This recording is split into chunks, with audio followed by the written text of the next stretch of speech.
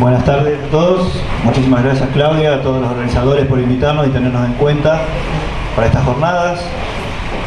Bueno, vamos a ir rápidamente a nuestro tema, porque es un tema que da para debatir y queremos exponerlo rápidamente, así después pueden efectuar las preguntas que a ustedes les parezca pertinente.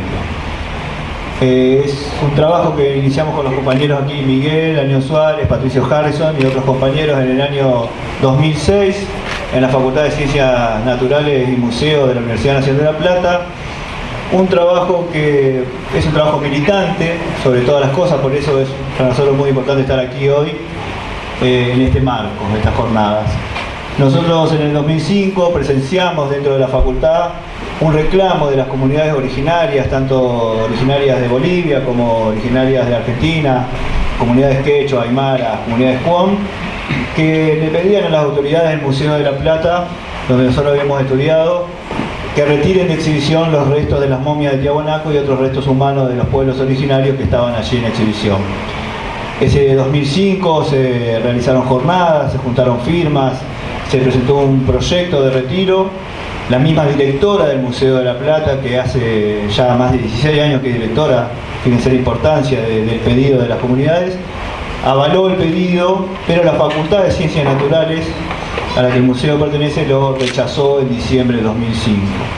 Nosotros éramos militantes universitarios, militantes de derechos humanos, militantes políticos de la Universidad Nacional de La Plata, y nos pareció una vergüenza que la institución que nos albergaba no reciba el pedido de las comunidades, aprobándolo, que lo rechazara. Entonces, en ese diciembre de 2005, con un par de compañeros más, decidimos nuclearnos en el 2006 para apoyar ese pedido, investigar de quién eran esos restos humanos que estaban en exhibición, por qué estaban en exhibición, quién los había llevado, etc. Esa investigación que iniciamos en el 2006 es lo que van a ver ustedes. Más o menos vamos a ver de marzo a septiembre de 2006 un trabajo de investigación y un trabajo de militancia del equipo. Nosotros vamos rápidamente hoy. Hicimos una investigación en la biblioteca, como les decía, empezamos por la biblioteca, vimos las leyes que amparaban el reclamo de no exhibición, encontramos que había una ley, la ley 25.517, en ese momento todavía no estaba reglamentada, que en el artículo 2 decía que los restos mencionados en el artículo anterior, los que estén en las colecciones del museo, privados o públicos, y que podían ser reclamados por las comunidades, los que no eran reclamados por las comunidades tenían que tener un respeto y un trato digno, como todos los cadáveres humanos. Bueno, entendíamos que esa ley que nos amparaba, empezamos a investigar también el estado de situación de reclamos, de restos humanos, quién había fundado el Museo de La Plata, de quién eran estos restos y por qué estaban allí. Encontramos, bueno, que la mayor y la principal causa de que estén ahí era la obra del Perito Moreno. Francisco Pascasio Moreno es muy conocido por el glaciar Perito Moreno, aparte de ser el fundador de este Museo de La Plata. Hay una autopista, hay ciudades, hay varios puntos geográficos que llevan su nombre. Empezamos a investigar, llegamos, bueno, hay tesis doctorales que lo han desarrollado mucho más que nosotros, pero el Perito Moreno no era un científico. Vamos a ir rápido, hoy no vamos a hablar mucho del Perito Moreno, sino de algunos de los casos. No era un científico, fue prácticamente solo 2 años al colegio, era de una familia adinerada, de unitarios, que estuvo durante el gobierno de Rosas autoexiliados en el Uruguay, donde su padre se casó con una inglesa. Cuando volvieron, después de que se fuera Rosas del gobierno, empezó sus colecciones. Era un coleccionista, no era un científico, nunca lo fue. Era un coleccionista que empezó en las estancias de su familia a coleccionar restos arqueológicos, podemos decir, algunas cerámicas, restos paleontológicos. Uno de ellos lo hizo un poco popular en esa época. Su padrino, quien lo lleva al camino de la ciencia, entre comillas, es Sarmiento. Justamente hablábamos acá con el compañero Jorge de Sarmiento. Sarmiento lo padrina, los 2 años que hace de colegio son los años que Sarmiento le pide al padre que lo mande a un colegio. Y Sarmiento había traído a Argentina científicos alemanes como Burmeister, que va a ver las colecciones del Perito Moreno y encuentra que entre esas colecciones del Perito y su hermano había un armadillo que no lo había registrado todavía la ciencia. Entonces le da un cierto renombre desde chico al nombrarle ese armadillo como morenensis. Y eso es lo máximo que había llegado él a hacer de la ciencia, estar cerca de Burmeister y de Sarmiento. Hay una particularidad de sus colecciones: empieza a coleccionar restos humanos, sobre todo cráneos de los pueblos originarios de nuestro territorio. En Argentina nosotros, en la facultad, lo teníamos como un héroe civil, así es considerado en nuestra institución, por nosotros mismos también, hasta el 2006, no teníamos una visión crítica de su obra. Pero empezamos a analizar que investigadores extranjeros como Anderman, Blencino, italianos, Stagnaro, españoles, brasileños, tenían otra mirada que en Argentina no se había desarrollado. Brevemente, Osvaldo Bayer había ya connotado al Perito Moreno como un consumado racista, miembro de la Liga Patriótica. Alguna punta Osvaldo, como siempre, en todas sus investigaciones había dejado. Pero profundizando, Anderman encuentra que es a partir de la anexión de la Patagonia, de 1879, que el museo comienza a recibir el grueso de su acervo, o sea, los restos humanos que las comunidades estaban pidiendo que se retiren, ¿no? Estos restos humanos habían sido donados en algunos casos por Exterminado Ceballos, que bueno, fue uno de estos también investigadores de la época, los naturalistas viajeros, presidente de la Sociedad Geográfica, fundador de la Sociedad Geográfica y uno de los financistas, por el anterior, por favor, del Perito Moreno. Se jactaba el Perito Moreno que en esas colecciones que le dio Ceballos había jefes de renombre. Blencino da un paso más atrás, más allá digo, y dice que el Perito Moreno entraba sigilosamente en zonas de enterramiento para llevarse restos aún calientes de personas que él conocía y que había entablado relaciones de extrema cordialidad. Y Stagnaro, un paso más todavía, diciendo que el Perito Moreno como Ceballos compartían una misma problemática etnográfica. Etnográfica es el contacto con el indio vivo, con el pueblo originario vivo, no obstante de planificar y participar en su extinción. Plantea la participación y la planificación de un genocidio.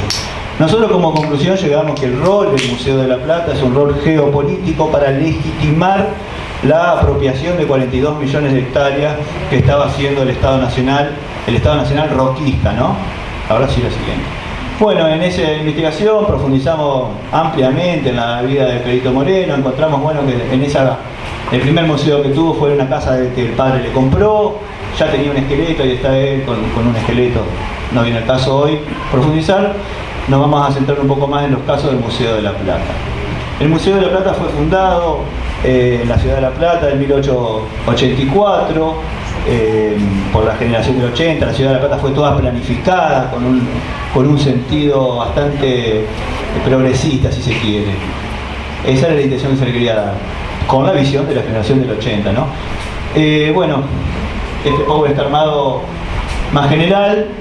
Cuando estudiamos, ¿no?, esto, por qué el museo se niega a entregar los restos humanos y la implicancia de estos restos humanos, la conclusión que levantaba fue que fue cubrir el rol geopolítico del genocidio. Veíamos, acá está Ceballos con un poncho, los cráneos de Cafurcurá, Grenar, de líderes de su pueblo, del pueblo mapuche, digo, en una fotografía montada en la época. Ceballos, que era el financista, esos son los hombres que él donó, los cráneos que donó al museo.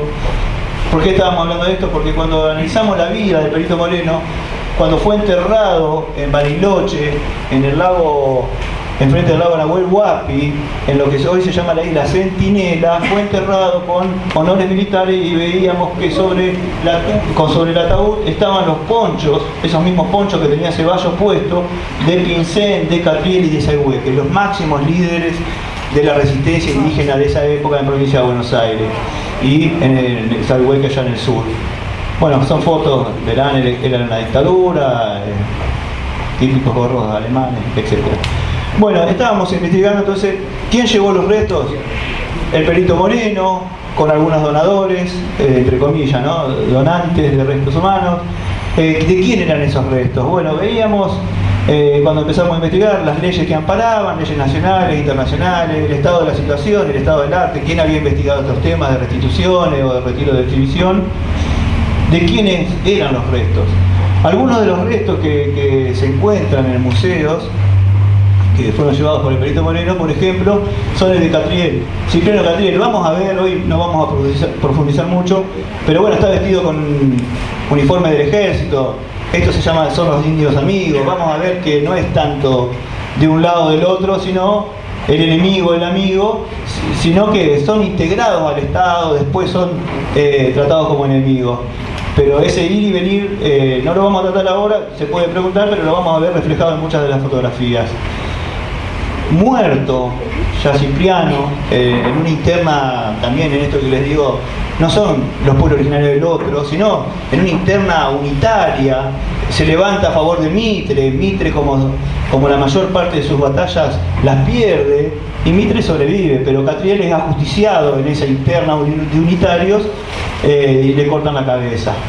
Y fíjense lo que decía el perito Moreno en una carreta que iba hacia ese lugar, y le escribía al padre en una de las cartas que nosotros hemos analizado: querido viejo, creo que no pasará mucho tiempo sin que consiga los huesos de toda la familia de Catriel.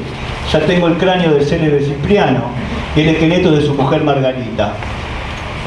Ahora parece que el hermano menor Marcelino no vivirá mucho tiempo. Imagínense, este hombre, coleccionista de cráneo, va en búsqueda de estos restos de un hombre que está vivo. Porque él dice, ya tengo el cráneo de Cipriano y su mujer Margarita. Ahora parece que el hermano menor Marcelino no vivirá mucho tiempo, pues ha sido el jefe de la actual sublevación y se ha rendido anteayer en el Arroyo Nieva. Él ya ve a las personas en vida como parte de sus colecciones. Y trataba también como un objeto, ¿no?, a estas personas. La cabeza de Catriel sigue aquí conmigo. Hace un rato que la revisé, pero aunque la he limpiado un poco, sigue siempre con bastante mal olor. Me acompañará el tantil porque no quiero separarme de esta joya, la que me es bastante envidiada. Bueno, este era uno de los casos. Este resto terminó en el Museo Francisco Pascasio Moreno de Bariloche, que se fundó cuando fue el entierro del perito Moreno en Bariloche, en esta isla Centinela. Es una ironía, como decía Bellini, una cruel ironía, de todos estos caciques que él se llevó, los restos de las tumbas. Él está enterrado en una isla en el centro del corazón del Hualumapu.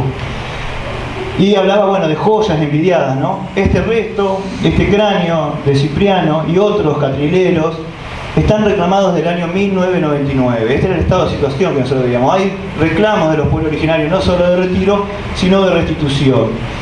Este museo de la Patagonia, Francisco Pascasio Moreno, depende de parques nacionales. Nosotros estamos trabajando hoy, en la actualidad podríamos adelantar en estos años de trabajo, y firmamos un convenio con Parque y el Instituto Nacional de Asuntos Indígenas para que se puedan restituir, pero las comunidades lo están reclamando del año 1999. Otro de los casos, aquí vemos al gran Toki Cafurcurá en el Museo de la Plata. Lo tenían escondido en ese 2006 porque había un descendiente que lo estaba buscando dentro del mismo museo, transitaba el museo y solicitaba que le dejen ver a su tatarabuelo. También encontramos que ese cráneo, ese cuerpo de este hombre, del máximo líder de las comunidades, un hombre que hizo 30 años un tratado de paz con Rosas, un hombre que estaba integrado también. Su hijo Manuel Namuncurá firmó la Constitución del 53, fue Urquiza quien le dio el nombre de Manuel. O sea que eran más democráticos que la provincia de Buenos Aires, que no firmó la Constitución y estaba separándose de lo que era la Confederación. Bueno, Cafurcurá en ese momento la firmó su hijo. Está reclamado desde el 2001 por una comunidad, y por otra comunidad está reclamado desde el 2002. Hoy nosotros hemos logrado en el 2015 un avance importante, pero 2006 era el estado de situación, 99, 2001, 2002, todavía estos restos siguen en esos museos. Para ir dimensionando, ¿no?, reclamos de máximos líderes. Ahí en el anterior había también de Grenache, Vitruvio y Brujo, estaban reclamados también. ¿Cómo estaban en el museo? Estaban en estas vitrinas, fíjense, esqueletos, y arriba los prohombres de la ciencia, Cuvier, Linneo, europeos. El perito Moreno quería legitimar el genocidio roquista. ¿Cómo lo hace? Lo hace explicando, enseñando arteramente que los pueblos originarios están en vía de extinción, que son parte de un pasado remoto, primitivo, salvaje, que se extingue. Y lo va a hacer en estas vitrinas de este